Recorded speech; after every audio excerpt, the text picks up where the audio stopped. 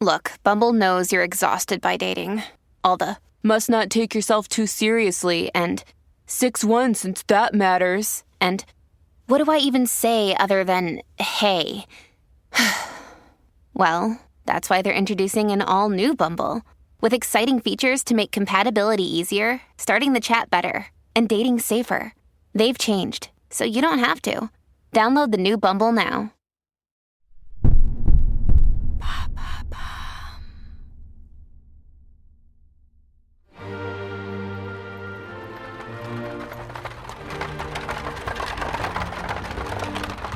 « 21 juin 1791. Louis XVI et Marie-Antoinette, actuels dirigeants du Royaume de France, tentent d'échapper à la Révolution française en s'enfuyant de Paris. Malheureusement pour eux, ils se font arrêter à Varennes, et l'annonce de leur fuite accélère le mouvement de révolte des citoyens. Ayant un doute sur la fiabilité du roi, les sans-culottes réquisitionnent les bijoux de la couronne et les placent dans le garde-meuble du roi, l'actuel hôtel de la Marine, place de la Concorde à Paris.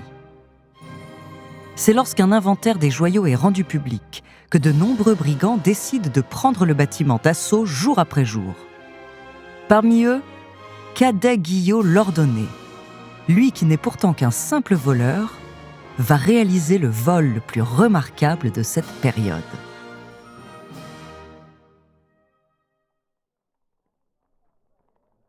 Cadet se tient devant le garde-meuble. L'adrénaline coule dans ses veines. Il espère pouvoir remporter le jackpot. Il profite de chaque parcelle d'obscurité pour se cacher et monte avec prudence un grand escalier au cas où il entendrait quelqu'un. Il finit par arriver dans une immense salle remplie de moulures, de fresques et de dorures. Il est estomaqué. Il n'a jamais vu un tel étalage de richesses dans une même pièce. Cadet reprend ses esprits, il n'a pas le temps de rêvasser, mais dans sa frénésie, il oublie d'être vigilant et fait tomber une cruche probablement hors de prix. Cadet s'arrête un moment et cherche à se calmer. Voler la couronne est un crime et il n'a pas envie de sentir l'acier de la guillotine se glisser brutalement le long de sa nuque. Au bout de quelques secondes, il se remet en marche à pas de loup pour éviter que le plancher en bois ne grince sous le poids de son corps. Un grand meuble en noyer retient son attention. Celui-ci est très bien ouvragé avec plusieurs sculptures d'animaux de la forêt et de végétation. Il l'ouvre précautionneusement et un cri de stupeur sort de sa bouche. Il a le cœur qui bat la chamade. Ses mains deviennent moites et son souffle s'accélère. Cadet n'a jamais rien vu d'aussi beau. Il est face à la toison d'or de Louis XV et au diamant bleu de la couronne.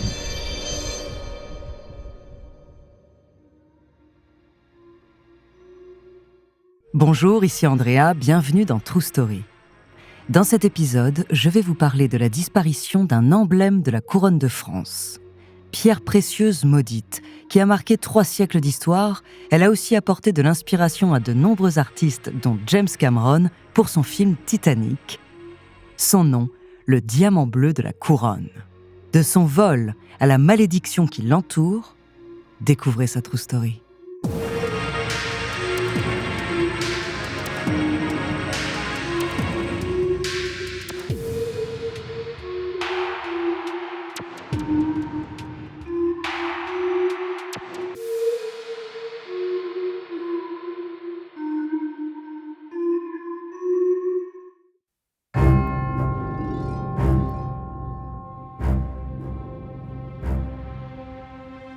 L'histoire de ce diamant commence avec Jean-Baptiste Tavernier.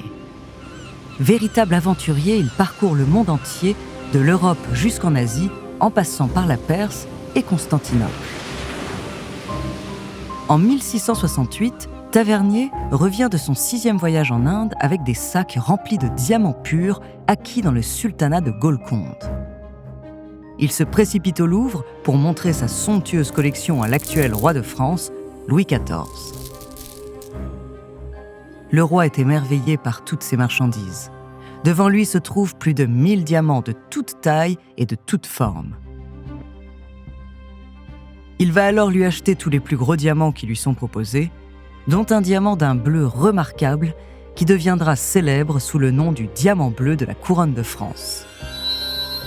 Quand il en fait l'acquisition, le diamant est encore brut et va nécessiter beaucoup de travail pour en faire une pièce de joaillerie hors du commun.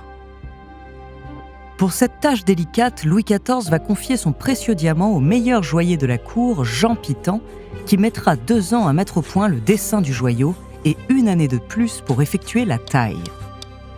Jean va se surpasser pour créer ce qui est encore considéré aujourd'hui comme un chef-d'œuvre. Et quand Louis XIV récupère son diamant, il est ébloui par tous ces magnifiques reflets bleus. Afin d'en faire un symbole digne du roi Soleil, il fait ensuite monter la pierre sur une broche en or qui l'inonde de ses reflets aux couleurs du soleil. Le joyau sera ensuite inclus dans l'insigne de l'ordre de la Toison d'Or par Louis XV, son arrière-petit-fils.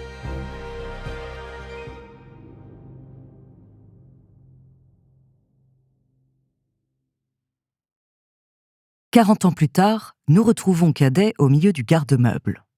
Il retient sa joie. Sa vie de misère est terminée. La Toison d'Or est couverte de joyaux. Mais il s'attarde plus particulièrement sur l'un d'entre eux, un énorme diamant bleu. Ce dernier le fascine et il prend le temps d'en observer tous les reflets. Soudain, il entend un bruit au loin. Cadet range vite la pierre dans son sac et part discrètement. Il décide de fuir la France et prend la direction de l'Angleterre.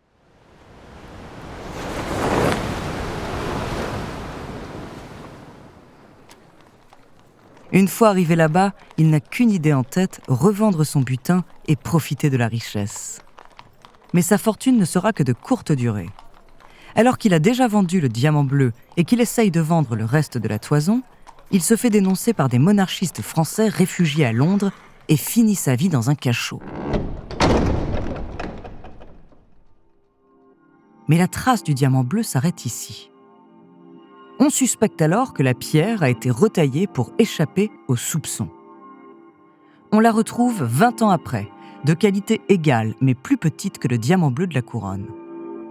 Ce nouveau diamant bleu disparaît encore jusqu'en 1839, lorsque des registres attestent de sa présence au sein de la collection du banquier Henry Philip Hope, dont le nom allait ensuite être donné à la pierre précieuse. La trajectoire du diamant prend alors une mystérieuse direction, celle d'une incessante malédiction.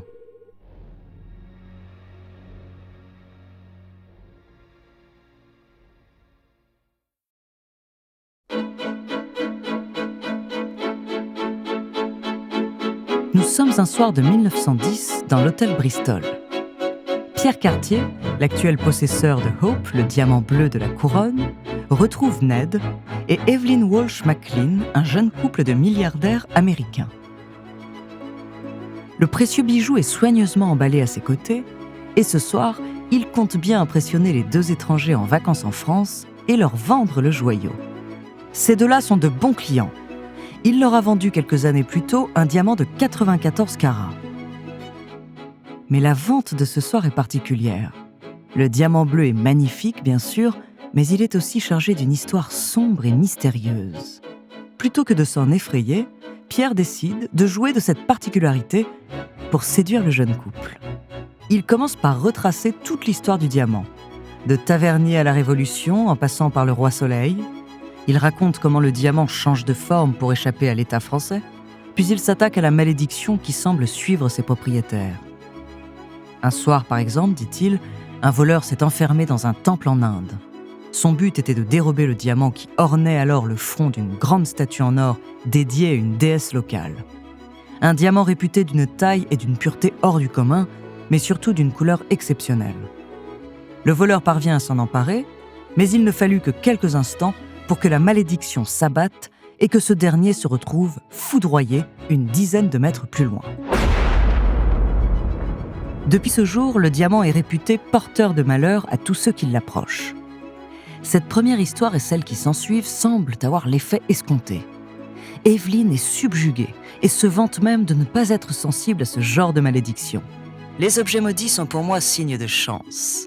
Mais alors que Ned demande le prix à son ami joaillier, la jeune Américaine l'arrête dans son élan. « Ned, je n'aime pas la monture du bijou. » Pierre Cartier ne s'avoue pas vaincu pour autant, il ira jusqu'à mettre la pierre dans une parure plus moderne et à rencontrer à nouveau le couple aux États-Unis pour enfin parvenir à leur vendre. La malédiction de la pierre finira ensuite par atteindre les McLean. Elle aurait entraîné la mort du fils aîné dans un accident de voiture, la séparation du couple, la mort de Ned dans un hôpital psychiatrique, la faillite de leur journal familial, la mort de leur fille par overdose et enfin la mort d'Evelyn d'une pneumonie. Après ces destins tragiques, le joaillier Harry Winston se porte acquéreur du diamant avant d'en faire don au Musée national d'histoire naturelle des États-Unis en 1958. Très rapidement, comme Cartier quelques années auparavant, les universitaires suspectent que le diamant Hope soit une recoupe du diamant bleu de la couronne. Mais ce n'est qu'en 2005, soit 213 ans après son vol, que la théorie va se confirmer. Des experts ont recours à une modélisation informatique basée sur des témoignages du XVIIe siècle, des illustrations détaillées du diamant bleu et des scans du diamant Hope. Leur étude a permis de conclure que la pierre Hope est bel et bien le diamant indien original, retaillé pour passer inaperçu. Actuellement, le diamant est exposé au Smithsonian de Washington. Il est le plus gros diamant bleu jamais découvert et est l'objet d'art le plus vu au monde après la Joconde de Léonard de Vinci. Quant à la malédiction, aucune nouvelle mort tragique n'est à déplorer par sa faute. En tout cas, aucun des 6 millions de visiteurs annuels ne s'en est plaint.